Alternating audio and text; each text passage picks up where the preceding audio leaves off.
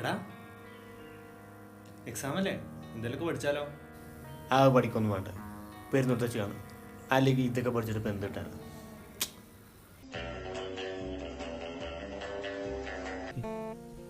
പരീക്ഷയ്ക്ക് ഇപ്പൊ ഒന്നും പഠിച്ചിട്ടില്ലല്ലോ, എന്താ ചെയ്യാ? കൂപ്പടിക്കേണ്ടി വരുമോ? അയ്യേ കോപ്പി അടിക്കാനാ? പോടാ, അതൊന്നും അന്തസ്സുള്ളവന്മാർ ചെയ്യണതല്ല.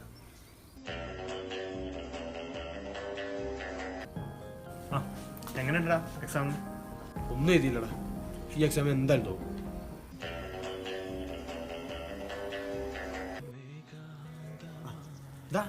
എക്സാമിന്റെ റിസൾട്ട് എന്നാണല്ലോ?